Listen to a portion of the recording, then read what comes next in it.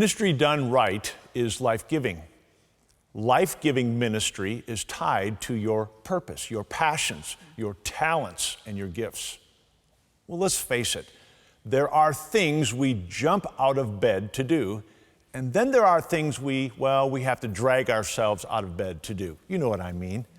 We've all had those jobs or experiences. Life-giving ministry more closely aligns with what you would jump out of bed to do. Have you found yours? Ministry comes from the overflow of what we've received from God. After all, we can't give what we haven't received, right? For the believer, God has given His love, His grace, and His compassion. One of the most precious verses in the Bible is this: "But God demonstrates His own love for us in this: while we were yet sinners, Christ died for us." Regardless of whether we choose to accept or reject God's free gift of salvation, God provided the way by allowing His only Son to die in our place. That's how much God loves you. The great thing about love is that there's an endless supply. Think about an only child whose mother is expecting another baby. Sometimes children worry that they might be loved less if they have to share their parents' love and attention with a new baby. But that's not how love works. Love multiplies. The more people there are to love, the more love there is to go around. This endless supply comes from God. It's not something we have to work up or invent. Our job is to stay connected to the source, to the Lord, and to pay attention to those around us. Who needs God's love in your life? Jesus told us that out of 613 commandments in the Bible, the greatest commandment involves love. Love the Lord your God with all your heart and with all your soul and with all your mind. This is the first and greatest commandment. And the second is like it: love your neighbor as yourself. All the law and the prophets hang on these two commandments. Matthew 22, 37 to 39. If you only do these two things, you follow the intent of every law in the Bible. We love God with everything we've got, and we love our neighbors as ourselves. Well, let's begin with that. How do you love yourself? Well, when you're hungry, you feed yourself. When your clothes get old, you buy some new ones. When you're lonely, you find a friend. When you have a need, you figure out a way to meet it. Now, how would that apply to your neighbors? What do they need? Does your neighbor need a friend? Do they need help with maybe their yard work? Do they need a ride to the airport? Do they need someone to pray for them? Now, I know some of you sitting in your group are probably thinking, I don't even know my next door neighbor's name, and I've lived there for more than 10 years. Well, that's okay. Your assignment this week is to walk next door and say, "Hi, I'm your neighbor. I've been meaning to introduce myself to you. I figured that it's been 10 years was long enough for me to wait." Make a joke out of it or make an apology of it. Here's the deal. How can you love your neighbor if you don't even know your neighbor's name? But here's the other thing. Loving your neighbor doesn't mean you have to close the deal on evangelism with them. Just love them. Then see what happens. You might object, but Pastor, you don't know my neighbors. They've had big dogs, they ride motorcycles, and are covered in tattoos. What will we even have in common? Here's what I've discovered. People are just folks. We are not all alike, but we're also not that different. Some neighbors might be more interesting than others, but once you get to know them, you will find you have a lot more in common than you think. After all, you live in the same neighborhood. When we love our neighbors and serve them, a powerful spiritual transaction takes place. In 1 Peter 4, we read, "Above all, love each other deeply, because love covers a multitude of sins. Offer hospitality to one another without grumbling. Each of you should use whatever gift you have received to serve others as faithful stewards of God's grace in its various forms. If anyone speaks, they should do so as one who speaks the very words of God. If anyone serves, they should do so with the strength God provides, so that in all things God may be praised through Jesus Christ. That's in 1 Peter 4, 8 through 11. When we use our gifts to serve others, we are faithful stewards of God's grace. By doing what you are good at doing, you are offering God's grace to another person. What might seem like an ordinary encouragement or just helping someone out is actually a way to share God's grace with them. In fact, the word for spiritual gift is charismata, or grace gifts. By using your spiritual gifts, you are offering God's grace to those around you. And who couldn't use more of God's grace in their lives? I know I could. While we're talking about words, the original word from hospitality comes from two words, philos, or brotherly love. We know the city as Philadelphia as the city of brotherly love, right? The second part of the word hospitality is the word for stranger. It means to show someone hospitality. It means to love a stranger like a brother or a friend. Some of you have never met a stranger. You are hospitable. Peter adds a qualifier about hospitality. Without grumbling, what kind of hospitality makes you grumble? Maybe you have an ungrateful guest. Maybe you're just tired. Peter isn't necessarily saying to buckle down and be hospitable even when you don't feel like it. You see, for ministry to be truly life-giving, you also need to take care of yourself when you're taking care of others. Otherwise, you're going to burn out. You won't be of any help to any of them. In Galatians 6:2, Paul writes, "Carry each other's burdens, and in this way you will fulfill the law of Christ." But then Paul adds, "For each one should carry their own load." Galatians 6:5. The point here is that when people are facing overwhelming circumstances in their lives, we should come to their aid and help them.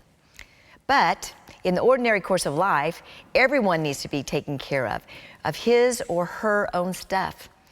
If you're trying to do everything for everybody, you will end up being no good to anybody. That's a problem for me. That's not life-giving. That's life-draining. Who can you love in a practical way? Maybe you do need to walk next door and introduce yourself to your neighbor. Other people need what you have to give. Everyone you see needs encouragement. How can you show God's love to them? Giving to others is one of the most fulfilling things in life. How can you share God's love with those around you? And I think that's probably a great place for us to start now. We're going to gather with our friends and we're going to talk about some of these issues about what ministry looks right where we live, in the neighborhood. So let's go to our own neighborhood.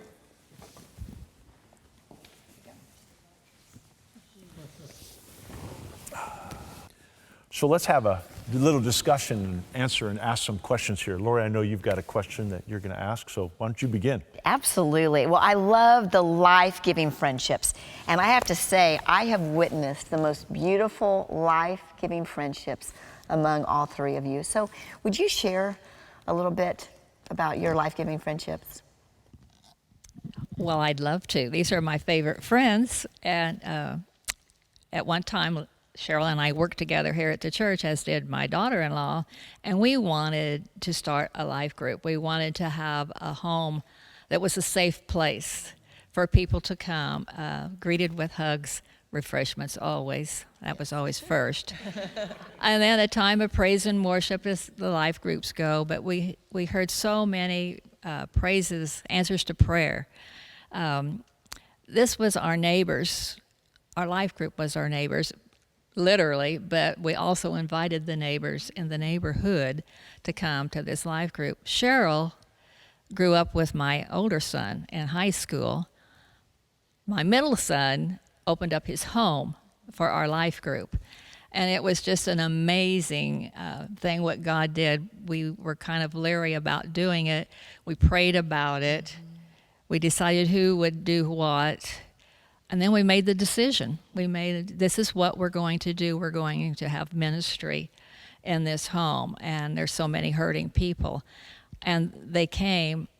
I think we were supposed to have 8 to 10. I'm not going to tell you, we had 26. That's awesome. But it was beautiful. And I'm just going to let Cheryl share just a little bit about her family, I think, and some of the things that they have gone through. And of course, right off the bat, we tell everyone what's said in life group stays in life group. So it is your safe place.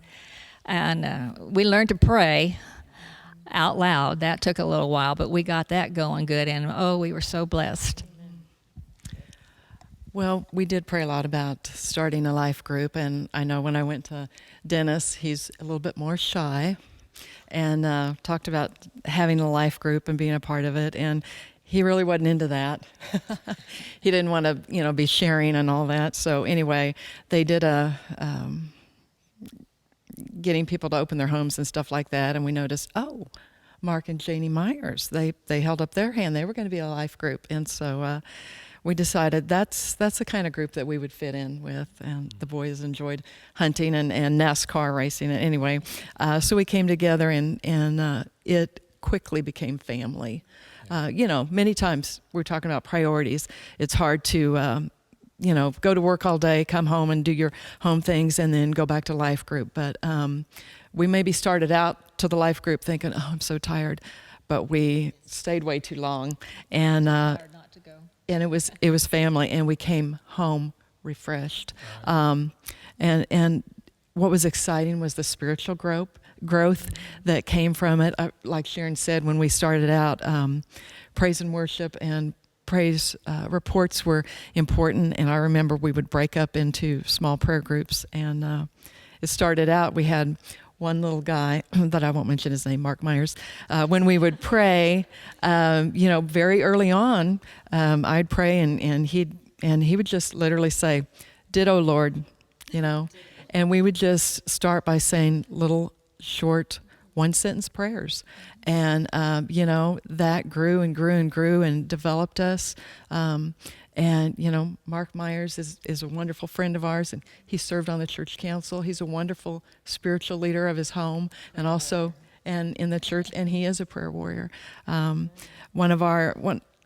I said, we had been a life group for many, many years, and always ready to give to each other at a moment's notice. Dennis and I experienced something that we'd never experienced before. When we got the news that there was an unplanned pregnancy in our life, and we were on our way over to have dinner with Mark and Janie, and that's when I told him, and we were didn't know if we should go, and we were already halfway there. We were both a mess. Anyway, we walked into their home and just literally fell into their arms.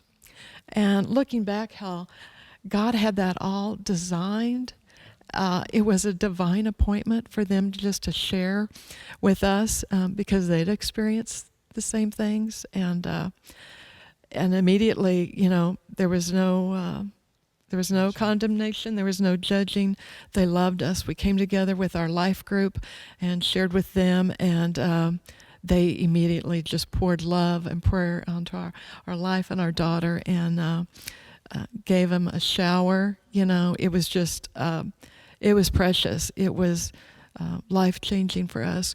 We've always experienced, and we've loved being able to give back to others, but to receive that was pretty powerful in our lives, and we will forever be grateful for that, and how we saw God work through His faithfulness, and even being able to tell the next generation, the praiseworthy deeds of our Father, that God's handprint was all over that, working out, getting her back home, getting insurance. It was something that our life group were literally praying for on their knees with us weekly. And when we would have those situations, we just had a little prayer chain. And what happened in Caring stayed in Caring and life group. And a lot of people came into our life group and left our life group. God moved them on. But we've been through so many. We've had an engagement, asking a proposal in life group. We've gone through births. We've gone through marriages. We've gone through cancer. We've gone through cancer, health issues. We've made videos and sent them out. We've come together and made ramps and Love Wichita. We've done so many things together. It was doing life together. And, we weren't perfect, and we still aren't, but so blessed. And God was forever faithful. And we became dependent on him. And well, you guys just described life-giving friendships and families. I want to jump in on this because, I think there's a lot of men who are in that place, Dennis, where you were.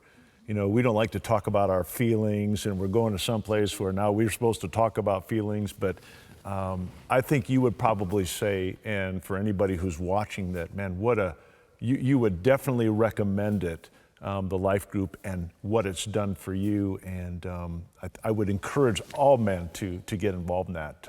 It's something we don't regret. Yeah. Good. Oh, I love that. Okay, so you just described it. Is there anybody here that has any questions for us? I've got a question.